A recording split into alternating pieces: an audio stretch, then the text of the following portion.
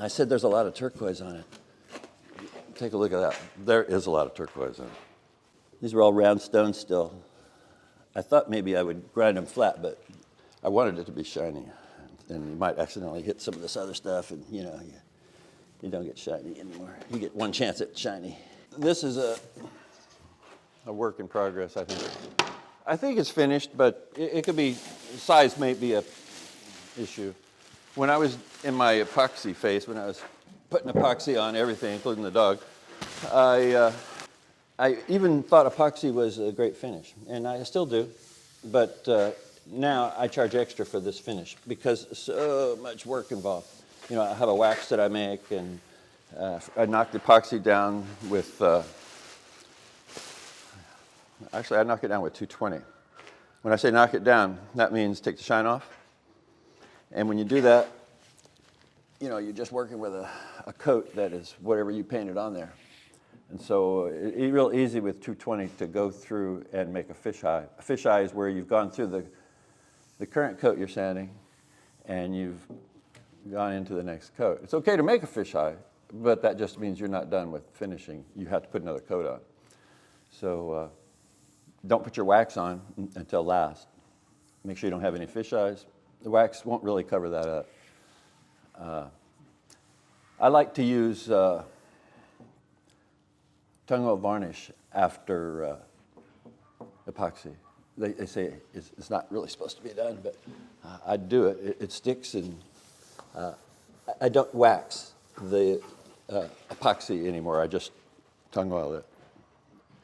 That is quicker, and the wax is hard to get off.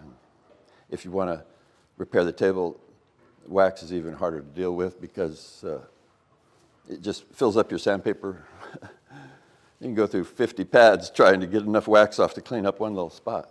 You know, it's better to sand off the whole table if you have wax on it.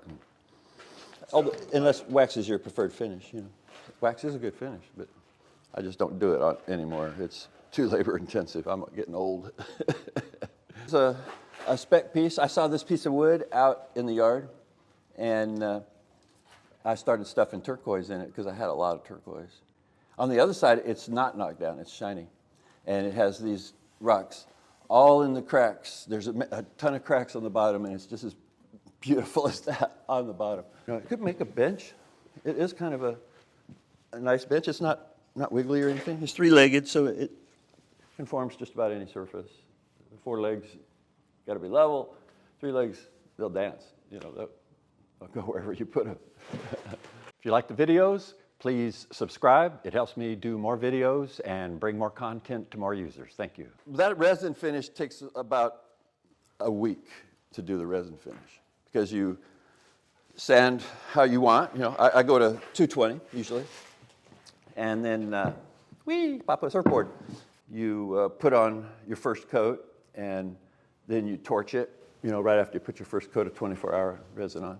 Then you wait a good 2 or 3 days so it gets crisp enough for you to level it again, because once you put resin on it, it's a new terrain. So you got to take the topology down flat. So you have to sand it again. Every time you use resin, you have to sand it. If the time you don't sand it and leave that shiny stuff on there, you better be really good. Like piano flat and no dust, because every single thing is going to show on that. Tung oil without resin, much better. I like shellac. Shellac is one of my favorites, but I don't use it on furniture. I mostly use it on musical instruments, and I guess mostly just violins, I guess. It's labor intensive. I'll give a demo on shellac sometime. That's how you get onto your project. That's how you get off your project. Otherwise, marks.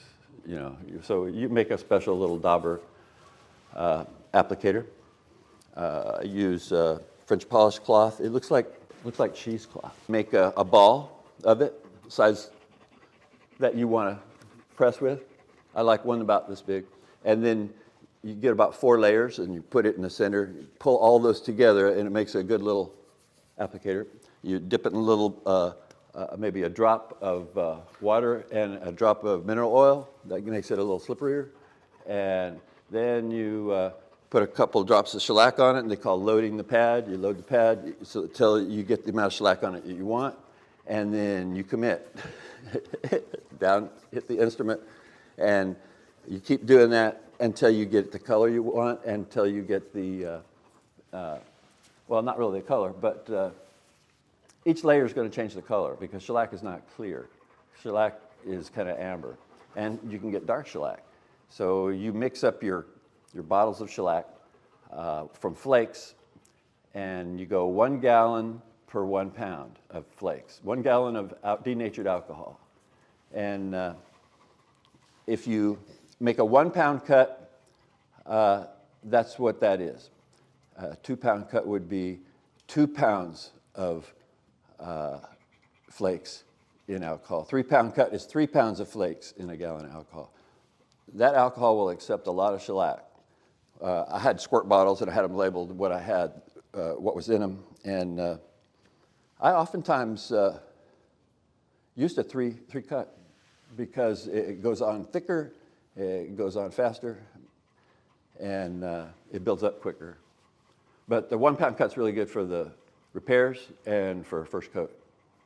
That way you can kind of sand through it if you have to do some additional repairs. But if you do in musical instruments, you probably have already gotten all of your surface sanding done. Shellac is a good sealer, so you can use that as a first coat on some stuff.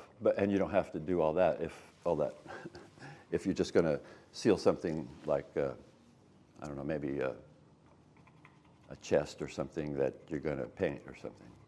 It's a good sealer.